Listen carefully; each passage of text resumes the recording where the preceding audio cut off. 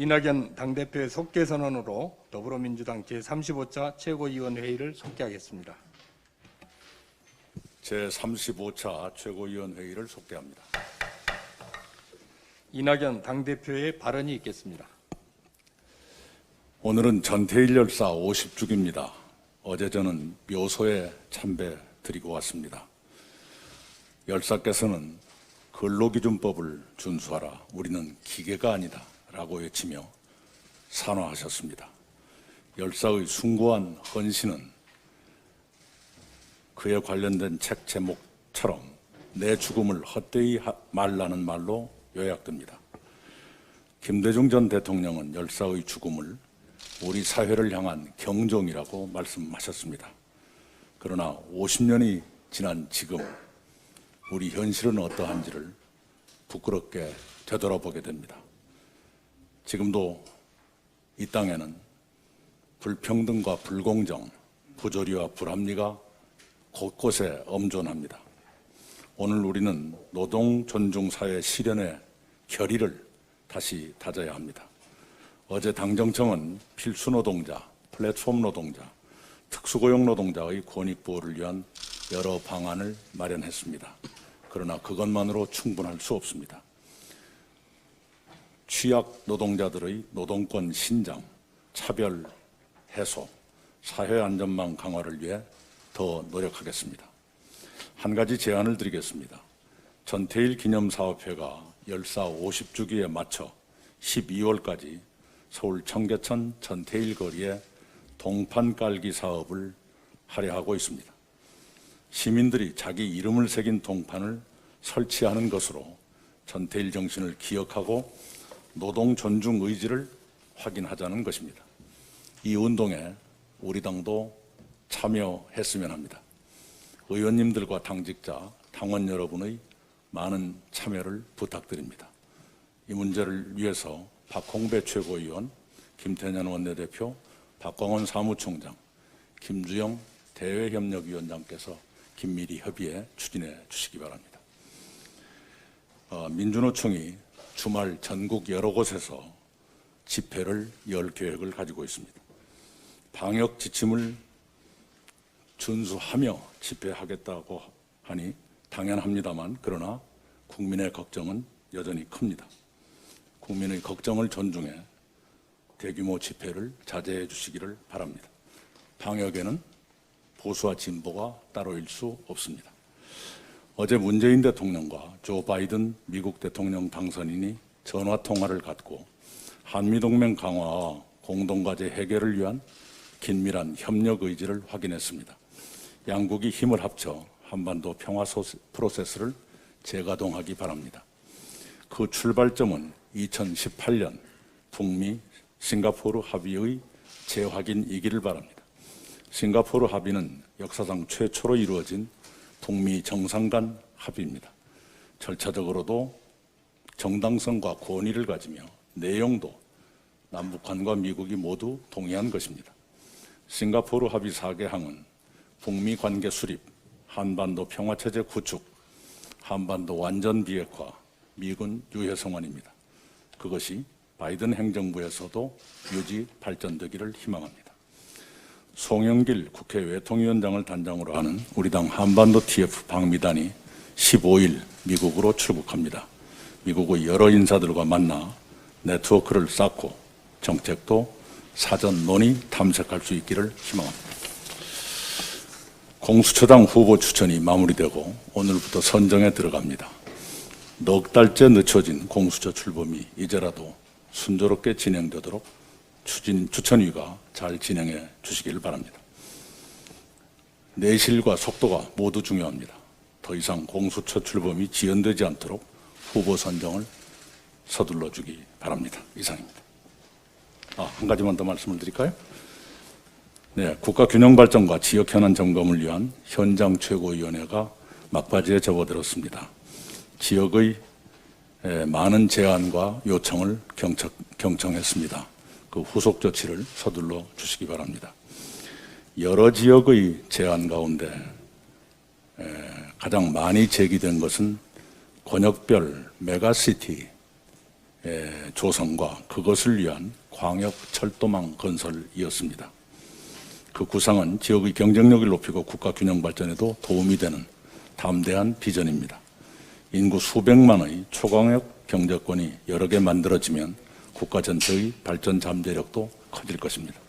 그런 구상을 효율적이고 체계적으로 추진하기 위해서는 지방정부, 중앙정부, 정치권의 합심 노력이 필요합니다. 다만 그에 따르는 인프라 건설에는 많은 예산이 수반될 것입니다. 쉬운 일은 아니더라도 그래도 중앙당 차원에서의 지원 방안을 강구했으면 합니다. 이상입니다. 예, 방금 당대표님 말씀도 있으셨습니다마는 오늘 공수처장 후보 추천위원회가 후보 추천을 위한 회의를 진행합니다. 공수처는 고위공직자의 부정부패 척결과 권력기관 개혁이라는 국민의 명령으로 탄생하게 되었습니다. 올해 8월까지 검찰 공무원 직무범죄가 2,300여 건이 접수가 되었는데 단 한 건도 기소되지 않았습니다. 2017년부터 지난 4년간 기소율을 따져도 고작 0.14%에 불과합니다. 공수처가 출범하게 되면 공수처, 검찰, 경찰이 상호 견제하고 균형을 이루는 분권 시스템이 구축되어 제19 감싸기, 봐주기 수사가 사라지고 부정부패 없는 대한민국으로 나아가게 될 것입니다. 공수처 출범 법정 시한이 이미 100일을 넘게 지났습니다. 11월 안에 공수처를 출범시키는 것이 국민의 뜻입니다. 가능하면 오늘 끝장 토론을 해서라도 추천 후보를 결론 내주시기를 기대합니다. 추천위원회가 무거운 사명감으로 공수처를 가장 중립적이고 공정하게 운영할 후보를 추천해 주기를 기대합니다. 오늘 한일의원연맹 소속 여야 의원들이 스가 일본 총리를 만납니다. 최근 일본 스가 내각이 출범한 이후 현안 해결을 위해 한일 간 정치인 대화가 진행되고 있는 점은 다행스럽게 생각합니다. 저도 어제 일본 대사의 예방을 받고 한일 현안에 대해서 허심탄회한 대화를 나누기도 했습니다. 한일 관계는 역사 문제를 경제에 결부시킨 아베 정부의 수출 규제로 인해 매우 경색되어 있습니다. 경색된 한일 관계를 극복하고 정상화의 돌파구를 찾기 위해서는 한일 정상회담을 조기에 개최하는 것이 바람직하다고 생각합니다. 특히 연말 우리나라에서 개최할 예정인 한중일 정상회의에 일본이 조건 없이 참여해서 자연스럽게 한일 정상회담을 개최하는 결정이 필요합니다. 연내에 한일 정상회담이 개최된다면 역사 문제를 매듭짓고 미래지향적 한일 관계를 정립해 나가는 한일 신시대선언 2020을 채택할 수도 있을 것입니다. 일본은 내년 도쿄올림픽 개최라는 중요한 국제 평화 이벤트를 앞두고 있습니다. 가장 가까운 이웃인 우리나라는 도쿄올림픽이 코로나로 지친 전 세계인을 위로하고 하나로 모으는 평화의 제전으로 성대히 치러지기를 응원할 것입니다. 이처럼 한일 관계를 미래지향적으로 발전시키기 위해서는 먼저 위안부와 강제징용 배상 등 역사 문제를 해결해야 합니다. 한일 관계의 특성상 과거와 미래는 불가분의 관계를 맺고 있습니다. 한일 양국은 과거의 역사를 직시하는 가운데 새로운 비전과 가치를 추구해 나가야 하는 숙명을 안고 있습니다.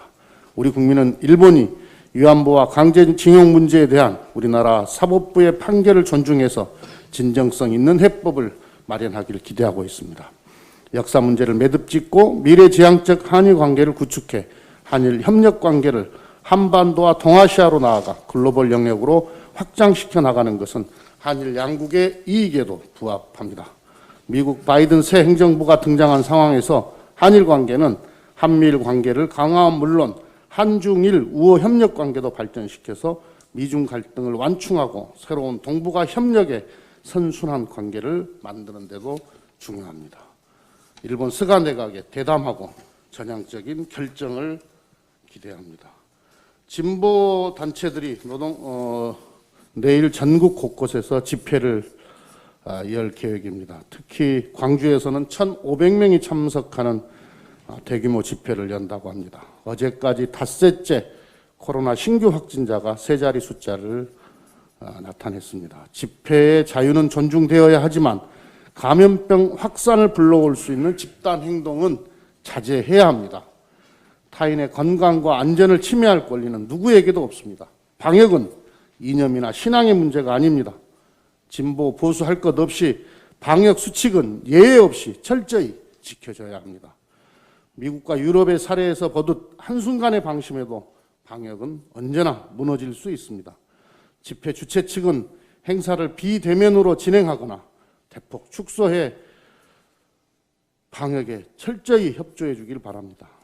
만약 내일 집회에서 코로나가 확산된다면 주최 측이 모든 책임을 져야 할 것이라는 것을 분명히 말씀드립니다. 방역 당국과 지자체들은 만약에 불법적으로 도심 집회가 이루어진다면 동일한 기준과 원칙에 따라 강력하게 대처해 주기를 바랍니다. 이상입니다.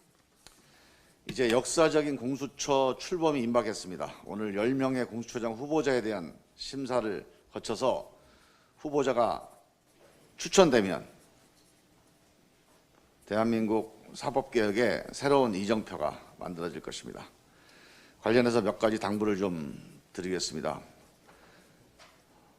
공수처장 후보 추천위원회에서 잘 하시겠지만 높아심에서 한 말씀 드리면 누가 추천했느냐를 따지지 말고 후보자가 적임이냐를 먼저 따져주시기를 당부드립니다. 적임의 기준이 뭐냐? 두 가지라고 생각합니다. 첫째, 정치적으로 공정한 사람이 공수처장이 돼야 됩니다. 그동안 고위공직자 관련 사건에서 정치적 편향, 봐주기와 공격하기 이런 선택적 수사가 이루어져 왔습니다. 그래서 공수처가 필요하다는 국민들의 요구가 높아져 왔습니다. 정치적 편향 없이 공정하게 수사할 사람을 공수처장으로 임명해야 된다는 게 국민의 뜻입니다. 둘째로 검찰개혁의 적임자가 공수처장이 돼야 됩니다. 수사 주체의 검찰의 제 식구 봐주기 수사, 이 불신 때문에 공수처를 요구하는 국민의 목소리가 높아져 왔습니다. 검찰과 경찰 등 수사 공권력에 대한 엄정한 수사, 이게 공수처의 핵심 임무입니다. 검찰개혁, 사법개혁에 대한 확고한 신념을 가진 공수처장이 이번에 꼭 임명되기를 바랍니다. 공수처 후보자 추천위원회에서 이런 적임자에 대한 국민들의 판단을 잘 반영해서 하루속히 후보자를 추천해 주시기 바랍니다. 이미 법이 정한 시한을 120일 이상 넘기고 있습니다. 추가로 하나 더 말씀을 드리겠습니다. 윤석열 검찰총장의 장모 그리고 부인에 대한 검찰 수사가 진행이 됐습니다. 아마 검찰 사상 총장의 가족들이 이렇게 복수로 수사를 받는 일은 초유의 일이 아닌가 싶습니다. 나경원 전 의원의 가족들 관련된 수사도 진행이 되고 있습니다. 이 윤석열 총장 가족, 나경원 전 의원 가족에 대한 수사가 관심을 끄는 이유는 조국 전 장관과의 유사성 때문입니다. 법무부 장관의 가족이, 현직 법무부 장관의 가족이 수사를 받았습니다. 그리고 조국 전 장관 딸과 관련된 다양한 수사가 나경원 전 의원의 아들과 관련된 수사와 상당히 유사합니다. 저는 없는 죄를 만들어서도 안 되고 있는 죄를 덮어서도 안 된다는 점을 분명하게 말씀을 드립니다. 이게 검찰이나 언론이 봐주고 싶다고 봐줄 수 있는 사안이 아니라는 점도 분명히 말씀을 드립니다. 이미 조국 전 장관에 대한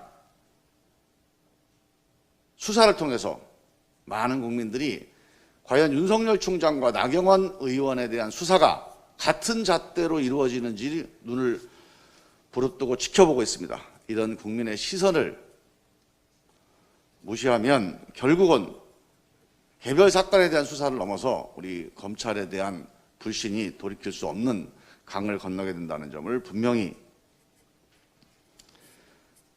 알아야 될 것입니다. 그동안의 검찰 수사는 정치적으로 편향된 수사, 제 식구 감싸기 수사라는 오명을 받아왔습니다. 이번 이 두 가지 사건에 대한 수사에서 이 검찰의 오명을 씻느냐, 아니면 국민들에게 현재 검찰은 이 정치적 편향과 제 식구 감싸기 늪에서 벗어날 수 없다는 점을 다시 한번 확인시키느냐 분수령입니다. 우리 검찰개혁의 능선이 좀 시간이 걸리고 있지만 능선을 넘어가고 있습니다. 이 능선을 반드시 넘어야 합니다. 이제 검찰개혁의 이 등산길은 하산할 수가 없습니다. 이번 검찰의 수사, 다시 한번 국민들이 엄정하게 지켜보고 있다는 점을 다시 한번 상기시켜드립니다. 이상입니다. 50년 전 오늘 청년 전태일은 청계천 피복 공장의 재단사로 일하면서 자신보다 더 어려운 여건에서 신음하던 어린 여성 노동자들을 대신해 싸웠습니다. 청년 전태일이 삶을 던져 이루고자 했던 가치는 바로 노동이 존중받는 함께 사는 세상, 즉 노동 존중과 연대의 정신이었습니다. 그의 숭고한 희생 덕에 지난 50년간 한국 사회의 노동 기본권은 크게 신장되었습니다. 그러나 여전히 노조 가입률은 11.8%에 불과합니다. OECD 국가 중 최하위 수준입니다. 정부는 국제노동기구 ILO 핵심 협약 비준이라는 오래된 숙제 아직도 해결 못하고 있습니다. 오늘날 우리 사회는 새로운 노동 현실에 직면해 있습니다. 노동자 간 격차의 심화입니다. 300인 이상 사업체에 정규직 노동자 임금을 100이라고 할 때 비정규직 임금은 63%, 5인 미만 사업장의 경우 정규직 임금은 51%, 비정규직 임금은 31%에 불과합니다. 노조 가입률도 격차가 심합니다. 우리나라 노조 가입률이 이렇게 매우 낮은 것도 문제이지만 사업체 규모별로 보면 300인 이상 사업장이 50.6%인데 반해 30명 미만은 0.1% 수준입니다. 임금과 조직력 등 모든 면에서 노동자 간 이렇게 격차가 크게 존재하는 한 청년 일자리 문제 해결도 또 비정규직의 정규직 전환도 제 속도를 낼 수가 없습니다. 우리 사회의 공정의 가치도 바로 세울 수가 없습니다. 동일 노동, 동일 임금을 목표로 직무급 제로의 전환을 위한 사회적 논의가 이제 시작되어야 합니다. 공공부문뿐만 아니라 대기업 정규직도 사회적 대타협에 나설 수 있기를 바랍니다. 이것이 바로 우리 시대의 노동계가 계승해야 할 전태일의 연대의 정신이라고 생각합니다. 우리 정당은 조직되어 있지 않은 그래서 사회적 목소리를 제대로 낼 수 없는 집단도 정치적으로 대변할 수 있어야 합니다. 우리 민주당이 나서서 이들을 위한 사회적 대화의 장을 열어갈 수 있기를 바랍니다. 전태일 열사의 50주기를 맞는 오늘 우리 노동계는 연대의 정신으로 노동자 간 이러한 큰 격차를 줄이기 위한 사회적 대타협에 적극 나설 수 있기를 바랍니다. 이상입니다. 내 죽음을 헛되이 하지 말라. 오늘은 전태일 열사가 노동 존중을 외치고 세상을 떠난 지 50주년이 되는 날입니다. 그러나 그로부터 반세기가 지난 지금 아직도 우리의 노동 현실은 참담하고 열악하기만 합니다. 전태일 열사의 후배격인 37년 경력의 미싱사들은 하루 14시간 근무하고도 월 200남짓밖에 못 받는다고 합니다. 한 해 약 2,000명이 산재로 사망하고 있는데도 아직 특고 노동자의 산재보험 가입률은 17%밖에 안 됩니다. 양대 노조가 노력하고 있다고 하지만은 상대적으로 형편이 나은 공공부문과 대기업 관련 조합원들에게만 집중될 뿐 비정규직과 플랫폼 노동자 등 비노조 근로자들은 역차별을 받는 노동 양극화가 심해지고 있습니다. 노조는 자기 조합원만 챙기는 이익단체가 결코 아닙니다. 조합원과 비조합원, 정규직과 비정규직을 나뉘고 차별을 조장하는 현 상황은 결코 전태일 정신일 수는 없습니다. 진정한 노조는 비노조, 비정규직의 차별을 해소하는데 몸을 사리지 않고 앞장서는 자주적인 조직체이기 때문입니다. 또한 정부와 국회는 전국민 산재보험법 등 관련 법과 제도를 정비해 노동존중사회를 실현해가야 합니다. 더불어 지금 중대재해기업처벌법이 국회 차원에서 논의되고 있는데 산재 예방을 위해 기업주의 책임을 강화하자는 취지는 100번 공감합니다. 하지만 법이 실효성을 갖기 위해서는 정치적 고려 없이 실제 입법 과정에서 충분히 심도 있는 논의가 필요할 것입니다. 그래도 그동안 노동자를 불온시해왔던 국민의 힘이 이제라도 노동 존중에 함께한다니 환영합니다. 경제민주화 강령 채택과 공정경제 3법 동참 등 국민의 힘의 이러한 변화 움직임이 제발 말로만에 그치지 않고 계속 실천으로 이어나가길 기대합니다. 우리 민주당도 전태일 열사의 정신으로 그 유지를 이어나가는 정신으로 노동 존중 사회를 만들어가는 데 최선을 다할 것입니다. 이상입니다. 기울어진 통계는 우리 사회 특권 세력을 드러내는 거울입니다. 일반인 형사사건 기소율 41.7% 대비 검사범죄 기소율 0.13%는 검찰이 특권 세력으로 군림함을 생생히 보여줍니다. 폐쇄적이고 특권적인 자기 식구 봐주기가 횡행하지 않고서는 이런 어마어마한 기소율 차이는 불가능할 것입니다. 여기 특권을 드러내는 또 하나의 통계가 있습니다. 작년에 약 29만 건의 압수수색 영장이 발부됐습니다. 이 중 98.8%가 발부되었고 통째로 기각된 경우는 1.2%입니다. 그 1.2% 확률 안에 들어가는 이들이라면 특권을 누리는 사람들일 것이라는 의심은 자연스럽습니다. 양승태 전 대법원장의 사법농단 사건 관련 압수수색 영장 기각률이 90%를 넘었다고 합니다. 나경원 전 의원의 의혹에 대한 압수수색 영장 청구가 통째로 기각된 적이 있었던 데다가 최근 서울중앙지검이 윤석열 검찰총장의 부인을 둘러싼 의혹을 수사하기 위해 청구한 압수수색 영장이 통째로 기각되었습니다. 압수수색 영장 청구 대상 사건의 피의자가 전현직 고위법관, 전직 판사이자 현직 판사의 배우자, 현직 검찰총장의 배우자가 아니라면 과연 이런 기각 사태가 가능했을지 묻지 않을 수 없습니다. 법조 카르텔, 법조 특권이라는 말이 괜히 나온 말이 아닙니다. 사람들은 전 세계 상위 1%가 전체 부의 45%를 차지한다는 경제적 불평등 현실에 개탄하고 분노합니다.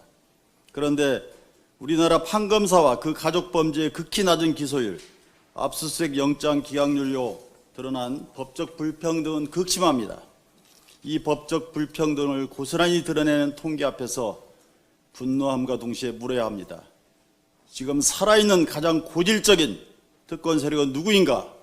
바로 선출되지 않은 저 일부 법조 특권 세력입니다. 예부자들에게는 조자령 칼날 쓰듯 하고 카르텔 안의 내부자들에게는 그 칼을 과일 깎는 과도 쓰듯 했을 때 사법정의는 사라지고 사법의리만 남게 될 것입니다. 법적 특권은 혁파되어야 합니다. 특권 수호를 위해 계속되는 개혁에 대한 저항은 반드시 분쇄되어야 합니다. 공수처는 올해 안에 반드시 출범해야 합니다. 개혁에 열심히 저항했던 당신, 이제는 떠나야 합니다. 한때 기업하기 좋은 나라라는 신자유적 슬로건이 유행했습니다. 저는 노동이 존중되는 나라를 말하고 싶습니다. 노동이 존중받는 나라는 노동에 대한 대가가 보장되는 나라, 안전한 환경에서 노동할 수 있는 나라, 노동자의 헌법적 법적 인권이 보장되는 나라일 것입니다. 그동안 우리나라의 세계 위상은 날로 높아져 왔습니다. 우리나라의 종합적인 국가 능력은 세계 10위권입니다. G20의 일원이며 G7으로 확대 개편했을 때 참여가 거론되는 단골 국가입니다. 그런데도 여전히 불명예스럽게도 세계 1위를 점하는 사례들이 있습니다. 사살률, 노인 빈곤율이 그렇습니다. 또 하나, 산재 사고 사망률이 OECD 국가 중 23년 동안 21번이나 1위를 차지한 국가입니다. 국가의 제일 책무는 국민의 안전과 생명 보호입니다.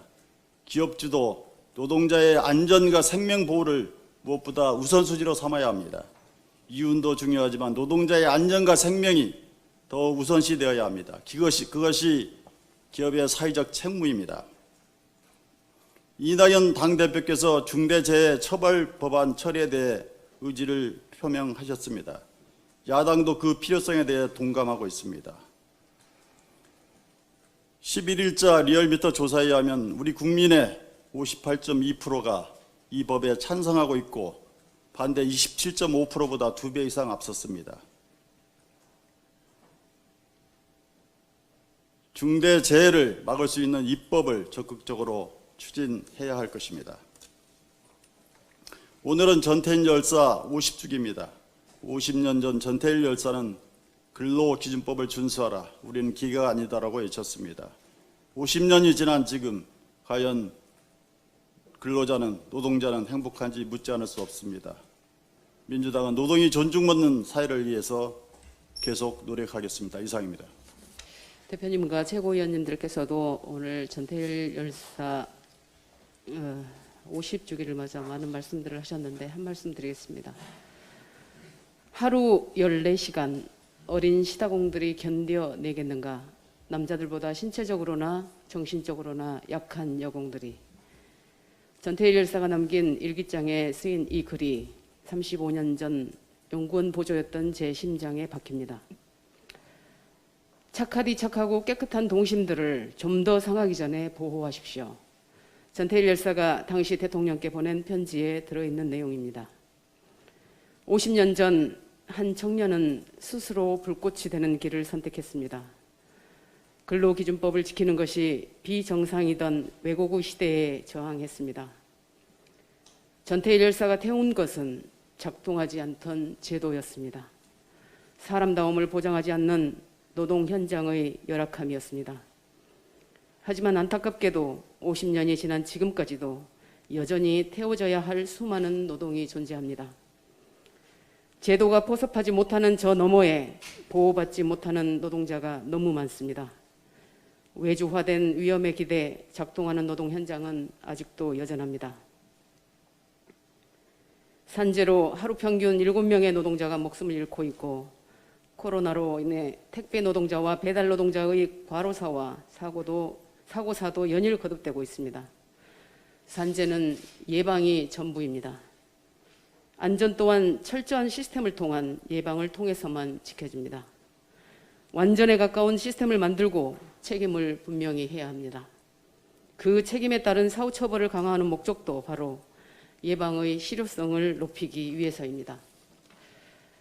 전태일 열사가 우리 곁을 떠난 지 반세기가 지났습니다. 그럼에도 아직 우리는 그에게 물어볼 것들이 많습니다. 이 시대의 전태일은 어떤 모습이어야 하는가?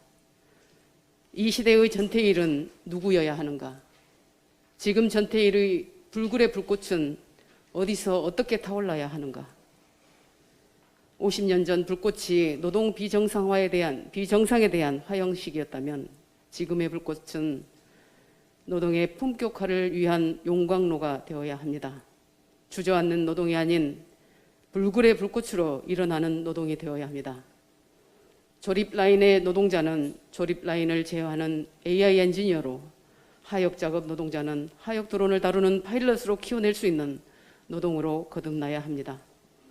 노동자가 산업 구조 변화 속에서도 살아남고 성장할 수 있게 할 성장 시스템을 기업과 국가가 힘을 합쳐 구축해야 합니다. 보호와 원종과 자선에 성장과 역동과 품격을 더합시다. 그것이 이 시대가 바라는 새로운 전태일의 불굴의 불꽃이라고 믿습니다. 이상입니다. 전태일 열사 50주기일입니다. 22살 청년 전태일은 어린 노동자들의 비참한 노동 조건을 세상에 알리기 위해 자신의 몸을 근로기준법을 불태웠습니다. 그러나 근로기준법은 50년이 지난 지금도 수백만 명의 5인 미만 사업장 노동자들에게 적용되지 않습니다. 물류창고와 건설 현장, 택배 현장에서의 노동자들의 산재 사망도 멈추지 않고 있습니다. 코로나19로 인한 무급휴직과 정리해고로 고통받는 노동자들도 늘고 있습니다. 전태일이 꿈꾼 세상은 우리 당이 실현하고자 하는 노동존중 사회였습니다. 그러나 최근 중대재해기업처벌법과 노조법 개정에 관한 우리 당의 입장에 대한 비판의 목소리가 높습니다.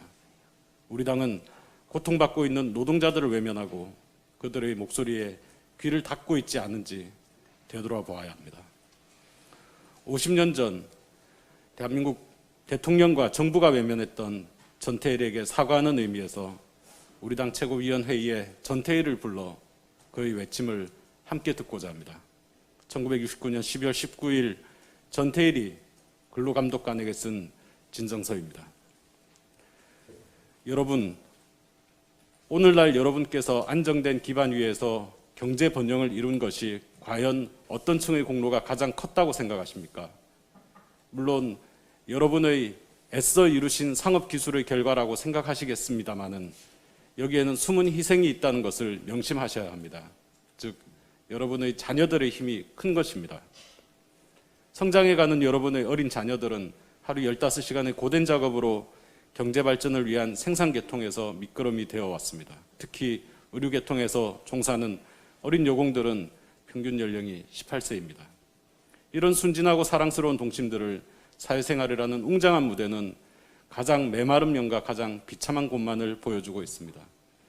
메마른 인정을 합리화시키는 기업주와 모든 생활 형식에서 인간적인 요소를 말살당하고 오직 고삐에 매인 금수처럼 줄인 창자를 채우기 위하여 끌려다니고 있습니다. 곧 그렇게 하는 것이 현 사회에서 극심한 생존 경쟁에서 승리한다고 가르칩니다. 기업주들은 어떠합니까? 아무리 많은 폭리를 취하고도 조그마한 양심의 가책을 느끼지 않습니다. 합법적이 아닌 노동자들의 피와 땀을 갈취합니다. 그런데 왜 현 사회는 그것을 알면서도 묵인하는지 저희 좁은 소견은 알지를 못합니다. 내심 존경하는 근로감독관님, 이 모든 문제를 한시바삐 선처 있으시기 바랍니다. 네, 또다시 대한민국 사법부의 존재 이유를 묻게 되는 오늘입니다. 엠번방 켈리에게 돈을 지불하고 아동 청소년의 성착취 영상을 무려 2,254개 구매한 20대 남성에게 법원은 고작 징역 6개월, 집행유예 2년을 선고했습니다. 2,000개가 넘는 아동 청소년 성착취물 영상을 구매하는 무거운 중죄를 저질렀음에도 집행유예 판결이라니 사실상 사법부가 공범이라고 해도 과언이 아닐 정도로 가벼운 형량입니다. 한 가지 더 있습니다. 여성의 신체를 촬영하고 몰래 유포한 종근당 장남 이모 씨도 1심에서 집행유예형을 선고받았습니다. 여성 4명의 신체 일부를 사진과 동영상으로 촬영하고 자신의 SNS 계정에 게시한 이모 씨에게 법원은 이 씨가 이 사건 범행 과정에서 촬영한 피해 대상자들의 노출 정도가 심하다면서도 피해자의 얼굴이 명확히 나오지 않아 신원 확인이 어렵다는 믿기 힘든 말로 한없이 가벼운 판결의 근거 중 하나를 대었습니다. 여성의 신체는 얼굴이 나오지 않으면 불법으로 촬영되어도 혹은 누군가의 SNS에 동의 없이 게시되고 소비되어도 괜찮습니까? 저는 이 같은 사법부의 비뚤어진 상식을 도저히 납득할 수가 없습니다. 사법부가 성범죄자에게 계속해서 관대한 판결을 내리고 있는 것은 명백한 직무유기입니다. 분골쇄신하여 양형 기준을 정비하고 개선해 나가기를 촉구합니다. 하루에 한 끼만 먹는 청년들이 있습니다. 청년들은 학자금 대출에서 시작해 생활비 대출까지 짊어지고 있고 코로나19로 인한 고용 한파에 방값, 교통비, 통신비 등을 줄이기가 어려워 결국 먹는 걸 줄이고 있습니다. 20대 청년들의 개인회생 신청 증가율이 21%로 전 세대 중 최고치라는 공식적인 통계도 발표되었습니다. 지난번 최고위원회의 때도 저는 청년들의 마이너스 통장, 제2금융권 대출, 카드론 등이 20대에게서 급증하며 청년 부채 문제가 그 어느 때보다 심각해지고 심화되고 있다고 언급한 바 있습니다. 빚으로 고통받고 있는 청년들을 위해서 특단의 신용관리와 금융지원 대책 확대가 필요한 때고 더 늦어지게 된다면 소 잃고 외양간 고치게 되는 상황을 만날 수 있다는 위기감을 느끼고 있습니다. 이것이 비단 저만의 위기감은 아니어야 할 것입니다. 대출금 상환유예 등의 제도는 사실 결국 임시방편일 뿐 2030 청년 세대를 위한 금융대책이나 별도의 금융기관이 필요한 것인지 혹은 현행 제도가 보호하지 못하는 사각지대가 있어 절차상의 어려움 때문에 청년들이 질 낮은 대출을 받게 되는 것은 아닌지 꼼꼼한 검토가 필요합니다. 필요하다면 당내 특위를 꾸려서라도 혹은 당정청 협의 의제로 적극적으로 채택해서라도 청년 부채 문제 해결을 위해 우리 당과 정부가 최선을 다해야 할 것입니다.